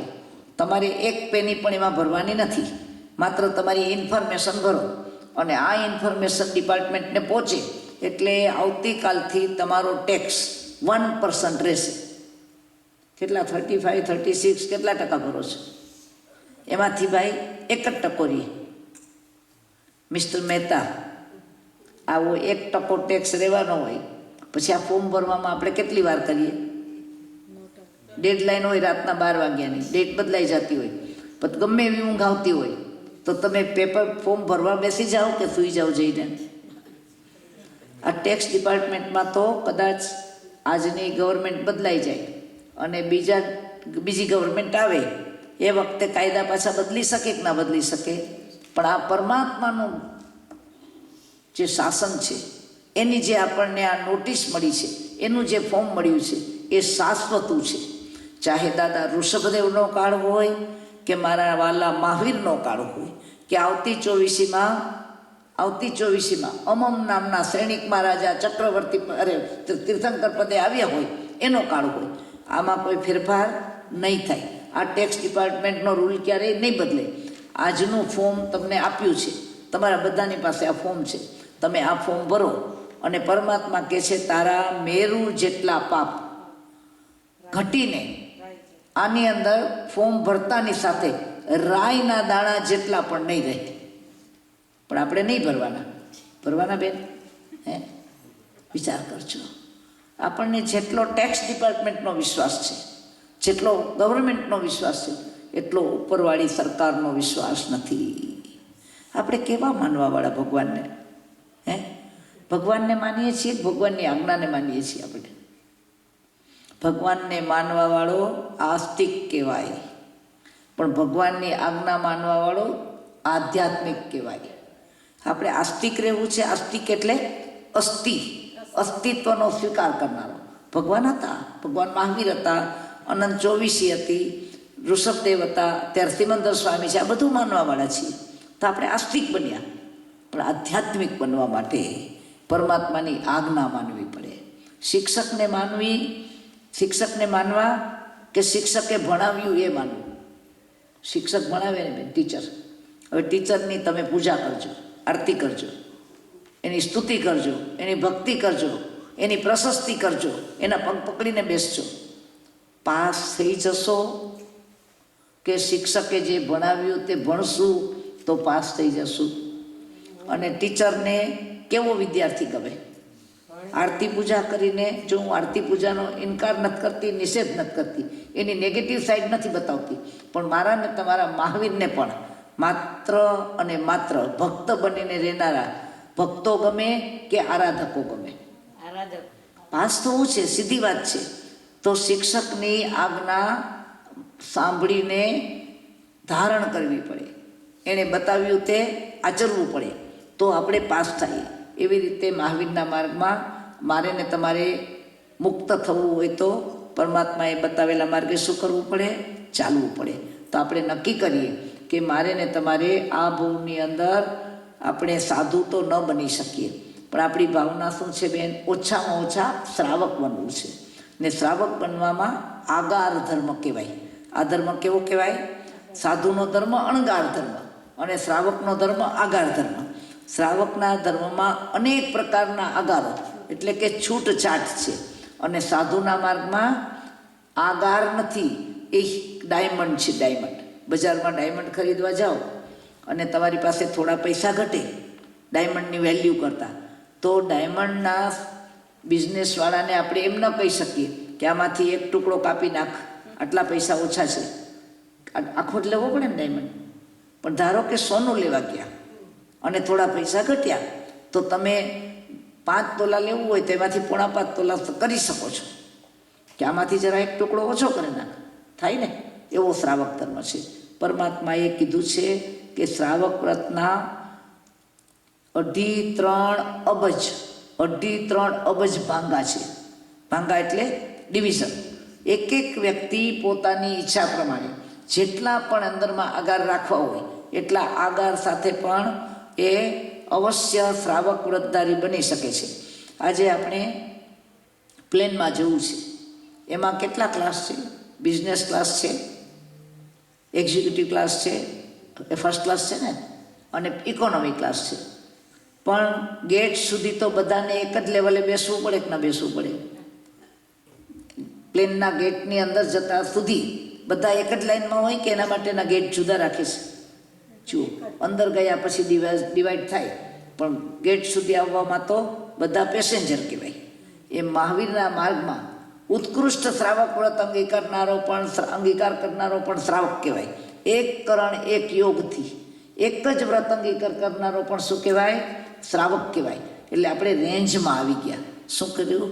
આપણે એક જ નિયમ ધારો, માત્ર પરમાત્માની આજ્ઞાનો એક અંશ ધારો, એટલે એમાં અંદરમાં આવી ગયા, બાઉન્ડ્રીમાં આવી ગયા. કારણ કે પરમાત્માની આજ્ઞાનો આપણે સ્વીકાર કર્યો. આજ સુધી એક પણ નિયમ નથી ધારણ કર્યો, એક પણ વ્રત ધારણ નથી કર્યું. એનો અર્થ એવો થયો કે આપણને પરમાત્માની આજ્ઞામાં શ્રદ્ધા નથી. આપણે 100 આજ્ઞા હોય ભગવાનની, એમાંથી આપણે 99 સ્વીકારી હોય. કેટલી? 99. અને એમ બોલીએ કે આ એક મને સ્વીકાર્ય નથી, કારણ કે મારી બુદ્ધિમાં બેસતી નથી. શું કહીએ? આ એક વાત મારી બુદ્ધિમાં બેસતી નથી, એટલે મેં સ્વીકારી નથી. તો જ્ઞાની કહે છે તે સ્વીકારેલી 99 વાત એ આજ્ઞામાં નથી, તારી બુદ્ધિમાં છે. શું છે? એક વાત પણ જો આપણે બુદ્ધિથી કસવા માટે બાકી રાખશું તો આપણી 99 માનેલી વાત એ આજ્ઞાનો સ્વીકાર નહીં કહેવાય, પણ બુદ્ધિનો સ્વીકાર કહેવાશે. એટલે આપણે શું કરવું છે? આજે બુદ્ધિમાં બેસે કે ન બેસે. કદાચ આજે આપણને ન પણ સમજાય. આમ તો આપણે હોસ્પિટલમાં ગયા હોઈએ અને આપણને ઓપરેશન થિયેટરમાં લઈ જાય, પછી ડૉક્ટર શું કરવાનો છે એ બધું તમને બુદ્ધિમાં સમજાઈશ? તો આપણે ત્યાં સુધી ઓપરેશન નહીં કરાવવાનું? ત્યાં તો આપણે સરેન્ડર થાય છે. મને સમજાય કે ન સમજાય, ડૉક્ટરમાં મને વિશ્વાસ છે કે એ બરાબર ઓપરેશન કરશે. જાય છે કે નથી જતા બેન? તો મહાવીરની પાસે આમ ન જઈ શકીએ? મને સમજાય કે ન સમજાય, પરમાત્મા તારા ચરણે આવું છું, તારા શરણે આવું છું, તું કહે છે સાચું તે, તું જેમ કેમ કરવા તૈયાર છું. એક જન્મ એક ભવ, એક વખત તો બોલીએ ત્વમેવ સચ્ચમ ત્વમેવ સચ્ચમ ત્વમેવ સચ્ચમ જમ ઝીણે પવેયમ. પરમાત્મા આપે જે પ્રરૂપ્યું છે એ સત્ય છે. આટલું બોલીને જેટલા પરમાત્માના શરણે ગયા, એ બાળક ક્યારેક ચાલતા શીખે તો 2-4 વાર ગબડી પણ પડે, ગોથું ખાઈ જાય કે ન ખાઈ જાય બેન? આ સંસારમાં એકય બાળક એવો હશે કે ચાલતું શીખ્યા પછી પડ્યો ન હોય, જરા કંઈ ગોથું ના ખાધું હોય? ભાગ્યે જ હશે, અથવા નહીં હોય. તો જ્ઞાની મને તમને કહે છે કે તું ગોથું ખાવાથી શા માટે ડરે છે? ઘણાને ડર લાગે, વ્રત લઈએ ને તૂટી જાય તો? તૂટી જાય તો સંધાઈ જશે. વસ્ત્ર પહેરશું ને મેલા થઈ જશે તો? એટલા માટે ઉઘાડા રહેવાય કે વસ્ત્ર ધોઈ નખાય? તો આપણે શા માટે અટક્યા છીએ? ક્યાં અટક્યા છીએ? શ્રાવકના 3 મનોરથ છે. એમાં પહેલો મનોરથ છે, હે પરમાત્મા, ક્યારે હું અપમવા બહુમવા પરિગહમ પરિચયિષ્યામિ. હે પરમાત્મા, ક્યારે હું અલ્પ અંશે પણ મારા પરિગ્રહને ઘટાડું. આપણે ત્યાં શ્રાવકના વ્રતમાં છે ને, સાધુના વ્રત એ જ શ્રાવકના વ્રત છે, પણ પહેલાં મહાવ્રત કહેવાય. તો પહેલું પ્રાણાતિપાત વીરમણમ, બીજું વૃષાવાસ વીરમણમ, ત્રીજું અદત્તાદાન વીરમણમ, ચોથું મૈથુન વીરમણમ, અને 5મું પરિગ્રહ. શું છે એમાં? વીરમણમ શબ્દ નથી, ત્યાં શું શબ્દ છે? પરિમાણ. શું કામ? ગૃહસ્થાશ્રમીને પરિગ્રહથી વિરમી જવું, એટલે પરિગ્રહ છોડી દેવો એ સંભવિત નથી. ત્યાં શું ભગવાન કહે છે? પરિમાણ કર, મર્યાદા કર, માપ કર. હવે આમાં આપણને ઘર-બાર છોડવાનું કીધું? તારો જેટલો પરિગ્રહ છે એના ઉપર એક ફૂલ સ્ટોપ મૂક, એક પરિમાણ બાદ. એટલે બાકીના પરિગ્રહને તે શું કર્યું કહેવાય? ત્યાગ કર્યો. જે આપણો છે નહીં, તો પણ આપણે એની મમતા, એની આશા, એની અપેક્ષા, એની તૃષ્ણા છોડી નથી શકતા. ત્યારે વર્તમાન જીવનની અંદર મારીને તમારી પાસે આજે જે આ વ્રત આપણે નિયમ 14 નિયમ શ્રાવક આચારમાં જે આપણે ધારવા છે, એ શ્રાવક વ્રત ધારણાના 7મા વ્રતના ઉપભોગ પરિભોગ પરિમાણ નામના વ્રતનો એક ભાગ છે. શું છે? 12 વ્રત તો ઘણા વિસ્તૃત છે, પણ 7મા વ્રતનો એક આ પોર્શન એવો પરમાત્માએ આપણા માટે મૂક્યો છે કે એટલું પણ આપણે ધારી લઈ તો આપણા આખા દિવસમાં 24 કલાકમાં થનારા તમામ પાપનો એક અંશ જ ખુલ્લો રહે. અને બાકી તમામ પાપનો શું થઈ જાય બેન? ત્યાગ થઈ જાય. તો આવો માર્ગ પરમાત્માએ બતાવ્યો છે અને આપણે એ માર્ગે ચાલવા માટે પ્રયત્ન કરશું તો આપણે પણ એક વખત શું કરી શકશું? આ માર્ગે અવશ્ય જઈ શકશું.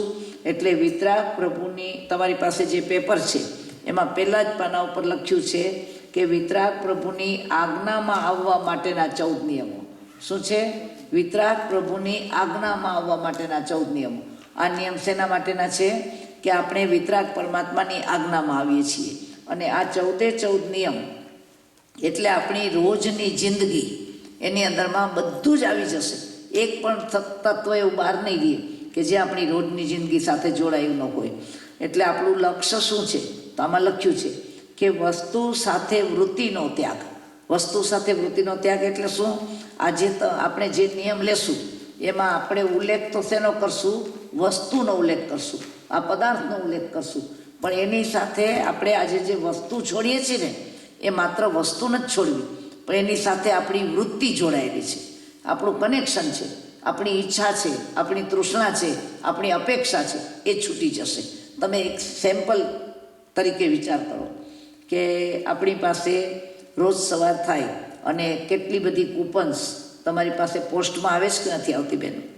એમાં બાય 1 get 1 ફ્રી હોય, કોઈમાં 20%, કોઈમાં 50%, કોઈમાં તો 80% પણ હોય. કે આજે તો લાસ્ટ સેલ છે, હમણાં કોલમ્બસ ડેનું ગયું ને, કેટલા ટકા હતું બેન? ભારતીબેને નથી જોયું, હવે વિરમી ગયા છે, બરાબર ને? પહેલાં તો હાથમાં કૂપન આવે ને અંદરમાં શું પડતું બેન? એક ઝંઝાવાત ઉઠતો, ચાલો જોઈ આવીએ તો ખરા, નહીં લેવું હોય તો પછી નહીં લઈએ.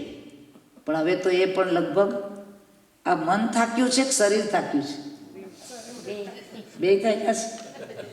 સાચું, શરીર થાક્યું છે. આપણે હજી મન તો આપણું અંદરથી કંઈક બખેડા કરે છે. છતાં પણ એક દાખલા તરીકે વિચારો કે આપણે મીટ નથી ખાતા, બરાબર બેન? તો આજે તમારા ઘરમાં ગમે તેવી મીટની કૂપન આવે, એમાં 90% હોય કે 99% હોય, તમે એના તરફ નજર કરવાના? નહીં કરવાના. તો તમારા વિકલ્પો બંધ કેવી રીતે થયા? વૃત્તિ અટકી કેવી રીતે? તમારી વૃત્તિને રોકી કોણે? અંદરથી. તમારા વિકલ્પોને કોણે રોક્યા? કોણે રોક્યા ભાઈ? આપણા ત્યાગે રોક્યા. આપણે જે પદાર્થનો ત્યાગ કરી દીધો એના વિકલ્પો આપણને ઉઠતા નથી. તો મનને નિર્વિકલ્પ કરવાનો સૌથી શ્રેષ્ઠ ઉપાય હોય તો ત્યાગ છે. જે વસ્તુ તમે નથી વાપરવાના, જે તમારે નથી જોઈતી, એનો વિકલ્પ તમને આવતો નથી. આજે આપણને કોઈને ટૂર કરવાની આવે બેન, તમને પૂછે કે આપણે આ વખતે ક્યાં ટૂરમાં જવું છે, તો તમે લક્ષો ચંદ્રન મંગળ ઉપર, એનો વિકલ્પ આવે છે? કેમ નથી આવતો? નથી જવાના. એટલે તો જ્ઞાની કહે છે આ સંસારમાં ભટકતા મનને, ચંચળ મનને, વિકલ્પોથી ભરેલા મનને રોકવાનો સહેલામાં સહેલો ઉપાય છે એ વસ્તુનો ત્યાગ કર અને પછી વસ્તુ સાથે જોડાયેલી વૃત્તિનો ત્યાગ કર. આપણે આ સંસારમાં જેટલું વાપરીએ છીએ, જેટલું ભોગવીએ છીએ, જેટલું આપણા યુઝમાં આવે છે એ વધારે છે કે આપણે જેનો ઉપભોગ ન કરતા હોય, જેનો વપરાશ ન કરતા હોય, જે આપણા કામનું નથી, એ વધારે છે? બેમાં વધારે શું કિશોરભાઈ? આપણે વાપરીએ એ વધારે કે ન વાપરીએ એ વધારે? તો આપણે વાપરીએ એટલાના વિકલ્પો કેટલા અને ન વાપરતા હોય એના વિકલ્પો કેટલા? તો આ વિકલ્પોનો અંત કરવો હોય તો જ્ઞાની કહે છે કે જ્યારે આપણે પદાર્થ ઉપર ફૂલ સ્ટોપ મૂકશું ને એટલે આપણો વિકલ્પ બંધ થઈ જશે. આજે તમારે ઇન્ડિયા નથી જવાનું, કેટલી ફ્લાઇટો જાય છે રોજની? તો આપણને એમ લાગે છે કે હવે આપણે રિપોર્ટિંગનો ટાઈમ થઈ ગયો, નથી જવું તો વિકલ્પ નથી આવતો. પણ જવું હશે તો સાંજની ફ્લાઇટ હશે તો કેટલા દિવસ થયા, એક અઠવાડિયા થયા તો એક્સાઇટ થઈ ગયા હોય ને, જવું જ. અરે ભાઈ હજી તો 8 દિવસ પછી જવું છે. ઘણા તો 6 મહિનાથી એક્સાઇટ હોય ને હર્ષદભાઈ, કે કોઈક બેનને ઘરે, ભાઈને ઘરે, કે કાકાને ઘરે, ફોઈને ઘરે લગ્ન આવવાના હોય તો 6 મહિનાથી આ તૈયારી ચાલતી હોય. તે દિવસે પાર્ટીમાં શું પહેરશું, ગરબા પાર્ટીમાં, પછી કે રિસેપ્શનમાં કયું પહેરશું, ત્યારથી વિકલ્પો શરૂ થઈ ગયા બેન. ખાલી જવાનું નક્કી કર્યું ત્યારથી ડોકાયા જ કરે, અંદરથી ડોકાયા જ કરે વિકલ્પો. પણ જેવું નક્કી કરી નાખ્યું કે આપણે એમાં નથી જવું. પછી બધા વિકલ્પો બંધ થઈ ગયા, આપણા બંધ થઈ ગયા. તો આ ચંચળ મનને રોકવાના આપણા જેટલા પ્રયત્નો છે ને એ બધા ફેલ કેમ જાય છે, નિષ્ફળ કેમ જાય છે? કારણ કે આપણે કનેક્શન કાપ્યા નથી, વૃત્તિનો ત્યાગ કર્યો નથી. વસ્તુનો ત્યાગ તો નથી કર્યો, પણ એના કરતાં વધારે વૃત્તિનો ત્યાગ નથી કર્યો. તો જ્ઞાની કહે છે કે વસ્તુનો કદાચ તને વપરાશ હોય ને તો એને રાગ કહેવાય. આપણે સંસારમાં ઘણી બધી વસ્તુઓનો રાગ કરીએ છીએ. તો જ્ઞાની કહે છે કે રાગ તને જેટલો ખતરનાક લાગે ને એના કરતાં પણ રતિ વધારે ખતરનાક છે. શું છે બેન? પદાર્થમાં આપણો રાગ છે એના કરતાં વધુ રતિ છે. રતિ એટલે શું? સુખ બુદ્ધિ. કિશોરભાઈ, લાડુ ખાવાનું મન થાય કે ના થાય? થાય ને? તો લાડુ ખાધો અને સાથે સાથે એમાં સુખ અનુભવ્યું. શું અનુભવ્યું? તો બીજી વાર ખાવાનું મન થાય ને. પણ જેને ડાયાબિટીસ છે એની પૂરી જાગૃતિ હોય તો એ કદાચ રાગથી ટુકડો લઈને મોઢામાં તો મૂકે, પણ અંદર સુખ બુદ્ધિ માને.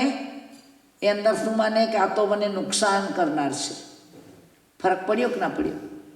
રાગ થયો એ બંનેને થયો. જેને રતિ છે એને પણ થયો ને રતિ નથી એને પણ થયો. પણ એ રાગની તીવ્રતામાં વધારો કોણ કરે છે? રતિ કરે છે. તો જ્ઞાની કહે છે આ સંસારના પદાર્થોમાં તું રાગ ન છોડી શકે ત્યાં સુધી રતિ તો છોડ, સુખ બુદ્ધિ તો છોડ. આપણે અજ્ઞાનપણે સુખ બુદ્ધિથી અનેક વિકલ્પોની વણઝાર ઊભી કરીએ છીએ. તો પરમાત્માના માર્ગમાં ત્યાગથી વધારે, પચખાણથી વધારે, વિરતિથી વધારે એક પણ ઉપાય મનને નિર્વિકલ્પ કરવાનો નથી. તો આની શરત એ છે કે આપણે આપણું લક્ષ્ય એ રાખવાનું છે કે મારે વસ્તુ પણ છોડવી છે અને વસ્તુ સાથેનું જે આકર્ષણનું સુખ બુદ્ધિનું કનેક્શન છે એ પણ કાપવું છે. થઈ શકે કે ન થઈ શકે બે સાથે? આ 9 દિવસ અયંબિલ હતી, જેને એને કોઈ શાક યાદ આવ્યું, ફ્રૂટ યાદ આવ્યું, મીઠાઈ યાદ આવી, ફરસાણ યાદ આવ્યું? નહીં તો વિકલ્પ આવે કે ના આવે? જમતા જમતા કે આની સાથે સેલાડ હોત, આની સાથે એકાદ સ્વીટ હોત, આવે કે ના આવે વિકલ્પ? આ 9 દિવસ આપણા મનને નિર્વિકલ્પ કર્યું કોણે? માત્ર અયંબિલ સિવાયના તમામ પદાર્થોનો મેં ત્યાગ કર્યો. આપણો અનુભવ કહે છે કે નહીં? તો આ સંસારમાં મારે ને તમારે નિર્વિકલ્પ થવું હોય તો માત્ર ને માત્ર આ 14 નિયમના માર્ગમાં જો આપણે એકવાર કદમ ઉપાડશું ને એટલે આપણે કેટલા બધા નિર્વિકલ્પ થઈ જશું. આવા માર્ગમાં આપણે 14 શબ્દ આપ્યા છે. આ 14 શબ્દમાં પહેલો શબ્દ જો તમે 14 અક્ષર, 14 શબ્દ એ પ્રાકૃતમાં છે. પણ પ્રાકૃત ભાષા અઘરી નથી, હાર્ડ નથી, એની તમને પ્રતીતિ થશે. માત્ર આમાં એક જ શબ્દ એવો આવશે જે શબ્દ છે ચોથો, ઉવાણ હ. એ એક જ શબ્દ તમને બોધર કરશે. એનું ગુજરાતી થશે ઉપાન હ, એટલે પગરખા, જોગડા, શૂઝ, ચપ્પલ. એ પ્રાકૃત સંસ્કૃતમાં ઉપાન કહેવામાં આવે. એટલે પહેલો શબ્દ છે સચિત. આપણા જીવનમાં રોજ આપણે સચેત દ્રવ્યનો વપરાશ કરીએ છીએ કે નથી કરતા બેન? સૌથી પહેલું તો આપણે સચેત પાણી પીએ છીએ. પીએ છીએ ને બેન? લીલોતરી ખાઈએ છીએ, એ સચેત છે. તો એક શબ્દ છે સચેત. બીજો શબ્દ છે દવ. દવ એટલે દ્રવ્ય. દ્રવ્ય એટલે પદાર્થો, ઓબ્જેક્ટ. આપણે કેટલા પદાર્થો ખાઈએ દિવસના એને આપણે દ્રવ્ય કહીએ છીએ. એક સાથે બનાવેલી એક વસ્તુ હોય, એમાં ભલે ને 25 વસ્તુ મળી હોય પણ it is made one plate. બનાવેલું ભોજન ઊંધિયું હોય તો પણ એને દ્રવ્ય કેટલું કહેવાય? એક કહેવાય. એટલે એક વસ્તુથી બની હોય કે 10 વસ્તુથી બની, પણ આપણે આખા દિવસમાં કેટલા દ્રવ્ય. જૈન સમાજ માટે દ્રવ્ય શબ્દ કાંઈ નવો નથી, કારણ કે દ્રવ્ય ધારણા વધારે જૈનોને જ કરવી પડે. બીજા કોઈ આટલા દ્રવ્ય વાપરતા નથી, એમાંય ગુજરાતી. એટલે તમે વિચાર કરજો ભાઈ, તમે મોટે ભાગે સાઉથ ઇન્ડિયનને બેન ઓફર કરશો ને કે ચાલો આપણે રેસ્ટોરન્ટમાં જઈએ, તે ક્યાં જવાનું પસંદ કરશે? ઇડલી ઢોસાની ને. પંજાબીને લઈ જાય તો એ પંજાબીમાં છોલે ભટુરા વગેરે એના મોટે ભાગે એના પોતાના જે રોજિંદા ભોજન છે એ પ્રિફર કરશે. પણ ગુજરાતીને લઈ જવું હોય તો ક્યાં જવાનું કિશોરભાઈ? અરે રોટલી દાળ ભાત ખાવા શું બહાર જવું છે? આ તો કંઈક નવું ટેસ્ટ કરીએ. એટલે આપણા માટે આખો લોક ખુલ્લો છે. આપણે સેનાઈ પ્રત્યે આખ્યાન નથી. આપણે એક જાતનું ઇટાલિયન હોય, થાઈ ફૂડ હોય, ચાઇનીઝ ફૂડ હોય, મેક્સિકન હોય, આપણા માટે બધું ઓપન. આપણા આશ્રમ ઉપર રે કે ના રે. માટે જ્ઞાની કહે છે તને જેટલું પુણ્ય મળ્યું છે, જેટલી પસંદગી મળી છે, એ તારું પુણ્ય વેડફી નાખે છે. શું કરી નાખે છે? વણ વાપર્યું આપણું પુણ્ય વેડફાઈ જાય છે. આ પુણ્ય બચાવવાનો રસ્તો છે, લાયબિલિટી ઘટાડવાનો રસ્તો છે. તર્કોને વિતર્કો, સંકલ્પોને વિકલ્પો, આ ઘટમાળમાંથી બહાર નીકળવાનો આસાનમાં આસાન ઉપાય છે. એટલે જ્ઞાની કહે છે દવો. ત્યાર પછી ત્રીજો શબ્દ છે વિગય. હમણાં તો બધાએ વિગયના ત્યાગ કર્યા ને 9 દિવસ, એટલે વિગય શબ્દ પણ આપણા માટે બહુ ફેમિલિયર છે. ત્યાર પછી આવે છે ઉવાણહ. એક શબ્દ ઉવાણહ એટલે ઉપાનહ, ચપ્પલ, શૂઝ, જોડા. ત્યાર પછી આવે છે તંબોલ. તંબોલ એટલે પાન, મુખવાસ. એને મુખવાસને માટે એક શબ્દ મૂક્યો છે તંબોલ. વત્થ. વત્થ એટલે વસ્ત્ર. ત્યાર પછી છે કુસુમે સુ, પુષ્પ, ફૂલ. ત્યાર પછી છે વાહન, વ્હીકલ. ત્યાર પછી છે શયન, સુવાના, બેડ, સોફા, ચેર વગેરે. અને પછી છે વિલેપન. વિલેપન એટલે શરીર ઉપર લગાડવાના ક્રીમ, લોશન વગેરે. અને ત્યાર પછી છે બંભ એટલે બ્રહ્મચર્ય. અને પછી છે દિશી. દિશી એટલે દિશા, ડિરેક્શન. નહાણ એટલે સ્નાન. નાણ એટલે સ્નાન, નાહવું. અને પછી જે ભત્તેસુ, ભોજન. એટલે આ 14 શબ્દમાં આખું આપણું જીવન સમાઈ જાય છે. આ 14 શબ્દ ઉપર આપણે માત્ર મર્યાદાનો ફૂલ સ્ટોપ મૂકવાનો છે. આજ સુધી કોમા જ મૂક્યા છે. જ્યાં સુધી કોમા હોય ને ત્યાં સુધી સેન્ટેન્સ પૂરું ના કહેવાય.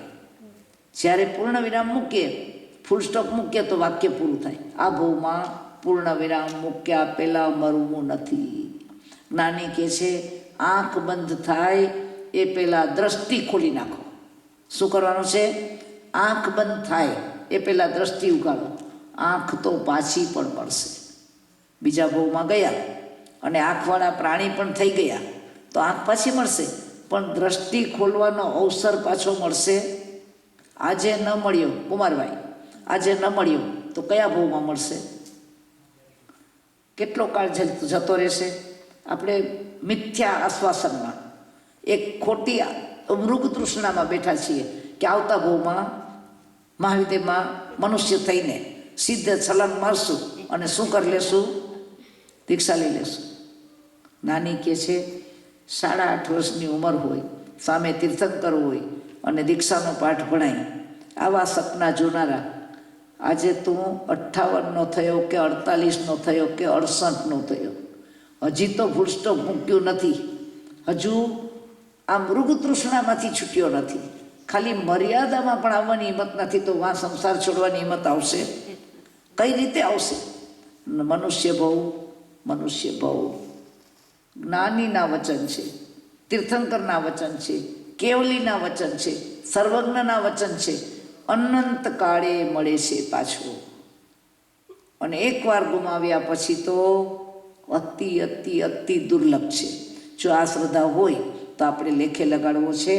એટલે હવે આનું પહેલું શબ્દ છે સચેત ત્યાગ. હું ને તમે સાધુ થઈએ ત્યારે સંપૂર્ણ રીતે સચેતના ત્યાગી બનીએ, પણ વર્તમાનમાં આપણે સચેતનો વપરાશ કરીએ છીએ. તો એ સચેતનો વપરાશ કરતાં કરતાં આપણે જે નથી ખાવું એવા સચેતનો ત્યાગ કરીને જેટલા સચેત પદાર્થો ખાવા છે એની માત્ર મર્યાદા કરવાની છે, કાઉન્ટિંગ કરવાનું છે. છોડવાનું નથી કીધું, છોડો તો ઉત્તમ છે, પણ છૂટે નહીં તો શું થાય? એની મર્યાદા થાય કે ન થાય? હવે અમે પહેલો શબ્દ મૂક્યો છે બેન, કાચું મીઠું. મીઠું સચેત છે, મીઠું સજીવ છે. એમાં એક કણમાં અનંતા જીવ છે. બિલીવ ઇટ ઓર નોટ, છે ને બેન? આપણે નાના હશો, ઇન્ડિયામાં હશો, માતા પિતાને કદાચ જોયા હોય તો આપણા મસાલાના ડબ્બામાં કાચું મીઠું કદી રાખવામાં આવતું નહીં, કારણ કે ગુરુ ભગવાન તો પધારે તો એ સૂઝતું થઈ જાય ઘર. શું થઈ જાય બેન? એટલે બલેવણ મીઠું બનાવતા. સાંભળ્યું છે ને નામ બેન? બલેવણ એટલે શું? શેકી નાખેલું મીઠું. એક વખત મીઠાને શેક્યું એટલે શું થઈ ગયું? અચેત થઈ ગયું. એટલે આપણે સચેત ખાઈએ છીએ, આપણે ખાવાનો ત્યાગ નથી કર્યો, પણ આ તો વિવેક માટે છે કે જો આપણે સચેત મીઠાથી બચવું હોય તો આપણા ઘરમાં લાવેલું થોડું મીઠું હોય એને આપણે શું કરી શકીએ? અચેત કરી શકીએ ને. છતાં પણ આપણે સચેત મીઠું ખાવું હોય તો આખા દિવસમાં આપણે મીઠું કેટલું ખાવાના? કેટલું ખાવાના ભાઈ? 10 ગ્રામ, 20 ગ્રામ, 30 ગ્રામ, ચાલો 50 ગ્રામ. પણ લોકમાં મીઠું કેટલું છે? આ લોકમાં મીઠું કેટલું? કેટલા? 2-5 માણસે ટનના ટન, બેસુમાર. હવે આપણે આખા દિવસમાં 10-20 ગ્રામ મીઠું ખાવું છે. એમાં આપણે આટલા ટન મીઠાઓની મર્યાદા શું કામ ખુલ્લી રાખીએ છીએ? આટલા જીવોને આપણે અભયદાન આપવું જોઈએ કે ના આપવું જોઈએ? જુઓ, દર વખતે આપણે આ વાત રિપીટ કરીએ છીએ ને આજે પણ કરું છું કે જ્યાં સુધી આપણે આપણા મુખથી જીવોના અભયદાતા ન બનીએ ત્યાં સુધી તમામ જીવો આપણાથી ભયભીત હોય. અહીંયા આવીને કોઈ ગન લઈને ઊભું રહીએ આપણી સામે, ગન તાકીને, એના મનમાં ઈરાદો એટલો જ છે કે મારે આમાંથી માત્ર એક જ વ્યક્તિને મારવી છે. એનો પાક્કો ઈરાદો છે, એક જ વ્યક્તિને મારવી છે. પણ ખુલ્લી ગન લઈને ઊભો છે. ત્યાં સુધી અહીંયા બેઠેલા આપણે 100 જણા હોય તો 100 જણા ભયભીત હોય કે ન હોય? પેલો એમ ના કહી શકે મારો ઈરાદો નથી, એ શું કામ ભયભીત થાય છે? મારો ઈરાદો જ નથી એને મારવાનો, એ ભયભીત થાય છે એનો પ્રોબ્લેમ. આવું કહી શકે દલીલ માટે. પણ જ્ઞાની કહે છે એ એનો પ્રોબ્લેમ. પણ તારા મુખેથી તું એટલું કેમ ના કહી દે કે મારો ઈરાદો તમને કોઈને મારવાનો નથી? તો ભયભીત રાખ્યાની જવાબદારી એના માથેથી નીકળી જાય કે ના નીકળી જાય? તો આ સંસારના આટલા અનંત જીવો એને મેં ને તમે ભયભીત રાખ્યા છે કે નથી રાખ્યા? આપણે વી આર ઓપન. ગમે ત્યારે મીઠું વાપરી શકીએ છીએ, ગમે ત્યારે સચેત દ્રવ્ય વાપરી શકીએ છીએ. એટલે માનીએ કે ન માનીએ, સાયન્સ પણ કહે છે અને જ્ઞાની ભગવંતો તો અનાદિકાળથી કહે છે કે આ સંસારમાં વાઇબ્રેશન બહુ મોટી ચીજ છે અને દરેકના મનની અંદરમાં ચાલતા જે ભાવો છે એના વાઇબ્રેશન પણ લોકમાં પ્રસરે છે. એટલે જો હું ને તમે અભયદાતા ન બન્યા તો આખો સંસાર આપણાથી ભયભીત રહે કે ન રહે? ક્યારેક તમે વિચાર કરજો કે પંખી ચણતા હોય, એની બાજુમાં એક ડિયર આવીને ઊભું રહી જાય છે અથવા ગાય પણ ઊભી રહી જાય છે, તો પંખી ભયભીત થાય છે? નથી થતાય?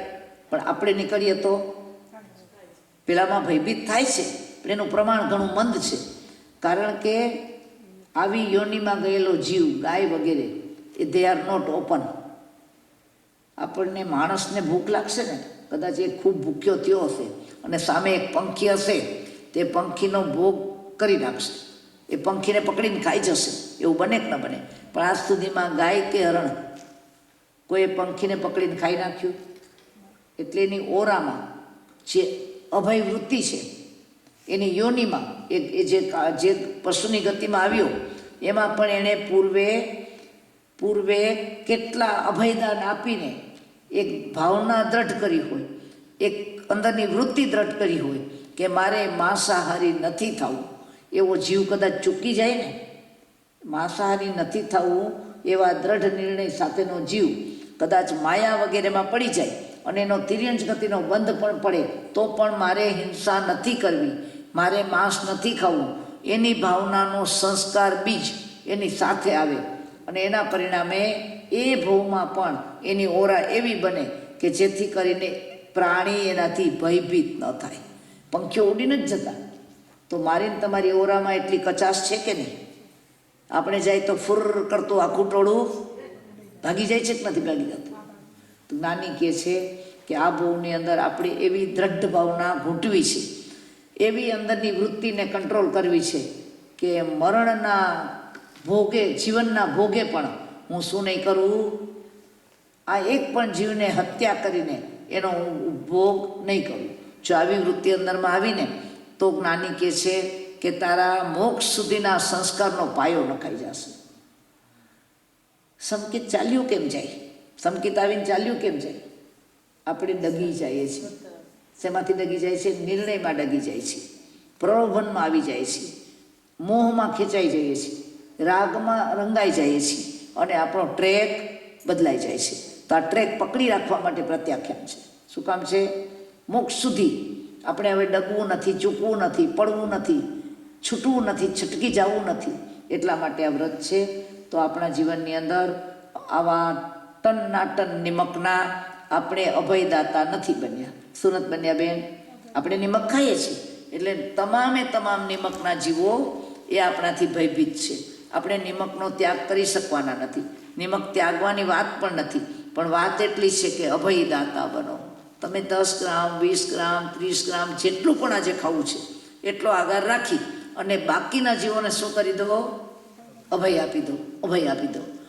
તો આમાં તમે જે ક્ષણે તમે આમાં આંકડો મૂક્યો ને એ ક્ષણે આપણા આશ્રવનો દરવાજો બંધ થઈ ગયો. વિચારમાં રહેશું તો રહી જવાનું. નિર્ણયમાં આવે કે મારે ક્યાં 50 ગ્રામથી વધારે મીઠું એક દિવસમાં ખાવું છે. આમ તો 50 રાખ્યા પછી આપણે મૂર્ખા લાગશું કે નહીં લાગીએ? તો પણ આપણે 50 એટલા માટે કહું છું કે ક્યારેય વિચારવું જ ન પડે. રોજે રોજ ન ધારો અને જીવનભર માટે કદાચ 50 ગ્રામ રાખીએ તો આની અંદરમાં એક સગવડ છે આ 14 નિયમમાં કે ક્યારેય પણ એક્સિડન્ટ થાય, આપણને ઔષધ રીતે એનો ઉપયોગ કરવો પડે અથવા તો કોઈ પણ બળજબરીથી આપણને એનો ઉપયોગ કરાવે, એ બધા કારણોનો એમાં આગાર આપવામાં આવે છે. આપણે જ્યારે વ્રત નિયમ લઈએ ને, પ્રત્યાખ્યાન લેશું ત્યારે પણ એની અંદર કહેવામાં આવશે as it is where it is. સુવ સમાહી વત્યાગારેણ. આ શું બોલીએ છીએ? સર્વ પ્રકારની સમાધિ વર્તે ત્યાં સુધી મારા આ પ્રત્યાખ્યાન છે. એટલે આ તો કહેવા જેવું નથી, કારણ કે આ સમાધિ થાય એટલે કે મારે તો આધાર જ છે.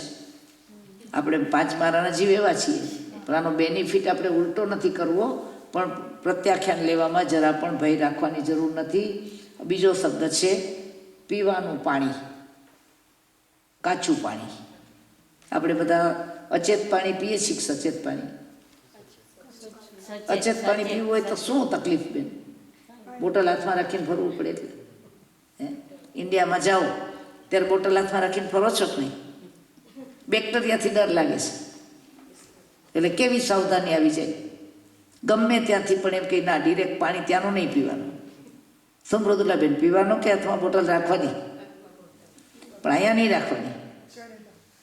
બેક્ટેરિયાનો ભય છે એટલો પાપનો ભય નથી, હિંસાનો ભય નથી. પાણીમાં પરમાત્માએ કેટલા જીવ કીધા છે? અનંતા.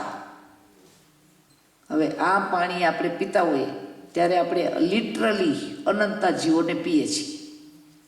આપણી કરુણા જાગતી નથી, આપણું કાળજું કંપતું નથી, એ તરફડતા નથી દેખાતા, પણ જ્ઞાનીના જ્ઞાનમાં એનો તરફડાટ દેખાય છે. અને વનસ્પતિ માટેની હમણાં જ એક વિડીયો પણ વોટ્સએપ ઉપર ફરતી થઈ છે, એ જોશો ને તો આપણને અંદરથી, આ સાયન્સે કરેલો પ્રયોગ છે, જૈનોએ કરેલો નહીં, સાયન્ટિસ્ટે કરેલો પ્રયોગ છે કે માત્ર ને માત્ર એને શસ્ત્ર ચપ્પુ વગેરે કશું કામ અડાડો ને એ ભેગા એનો તરફડાટ કેમેરામાં નોંધાયો છે. એ ફફડે છે, એ તરફડે છે, ભયભીત થાય છે, ધ્રુજારી અનુભવે છે. પણ મને ને તમને એનો અહેસાસ કરવા માટે જીન વચન પૂરતું છે. પણ આપણે જૈન હોવા છતાં આપણને એ વાત વ્યવહારમાં નથી આવતી. પ્રિન્સિપલી વી બિલીવ, પણ પ્રેક્ટિકલી આપણે નથી માનતા. તો પ્રિન્સિપલી માનવાથી જ્ઞાની કહે છે તારી દર્શન સુધી થઈ, પણ પ્રેક્ટિકલમાં ન લાવવાથી ચારિત્ર સુધી નથી થતી. તો દર્શન સુધી પણ શું થઈ જાય? ભૂસાઈ જાય. એટલે આપણે જો પાણી પીવું છે, 8-10 ગ્લાસ પાણી આપણે આખા દિવસમાં પીવું છે. હવે પાણી લોકમાં કેટલું છે? મહા સ્વયંભૂ રમણ સમુદ્ર, આ બધા કેટલા સમુદ્રના વર્ણન આવે છે? વર્ણન જૈન ભૂગોળમાં જોઈએ છે ને બેન. આ ભગવાન આટલા માટે કહે છે, તું પૂછતી હતી ને કે આ ભૂગોળ જાણવાથી શું ફરક પડે? આ ભૂગોળ જાણવાથી અહેસાસ થાય કે આટલું આ લોકમાં પાણી છે અને હું આખા દિવસનો 10 ગ્લાસ પાણી પીનારો કે પીનારી, અને હું આટલા સમુદ્રનો આશ્રવ શું કામ લઉં છું? હા, ગાધ સમુદ્રો, એ બધા પાણીના જીવોને આપણે અભયદાન આપી ન શકીએ? એમાં એટલું જ બોલવાનું છે, હું શું કરું છું આજે? એનો ત્યાગ કરું છું. જેટલા મારે વાપરવાના છે એટલા પદાર્થો છોડીને બાકી તમામનો હું અભયદાતા બનું છું. આમાં આપણે શું બની જાય છીએ? અભયદાતા બનીએ છીએ ને. તમે નિર્ભય થઈ જાઓ, હું તમારામાંથી એક બુંદ પણ વાપરીશ નહીં. આટલું બોલવાથી આપણા ત્યાગના માર્ગમાં આપણે આગળ વધીએ છીએ. આપણો સમય આવી ગયો છે, ચાલુ દિવસો છે એટલે વધારે નથી લેતી, પણ 3 દિવસમાં આપણે આ 14 નિયમ પૂરા કરશું. પણ આજે જે સાંભળ્યું છે એટલું જો તમારા માન્યતામાં બેઠું હોય તો આ ફોર્મ તમે ભરીને આવજો. આની અંદરમાં એટલી છૂટછાટ છે કે આમાં મેં ગુરુ ભગવંતોએ એક્ઝામ્પલ તરીકે 50 વસ્તુ લખી હોય ને તો 50ની જગ્યાએ તમે ભલે 50ના 100 કરવા હોય તો કરજો, પણ એકવાર શું કરવાનું છે? મર્યાદામાં આવવું છે. તો આવી વિતરાગની વાણી છે. મને સમજતા કે તમને સમજાવતા જ્ઞાનીના જ્ઞાનથી ઓછું અધિક કે વિપરીત કંઈ કહેવાયું હોય તો અરિહંત અનંત કેવલી ભગવંતો ગુરુદેવો આત્માની સાક્ષીએ, આપ સૌની સાક્ષીએ તસ્મિચ્છામી દુક્કડમ.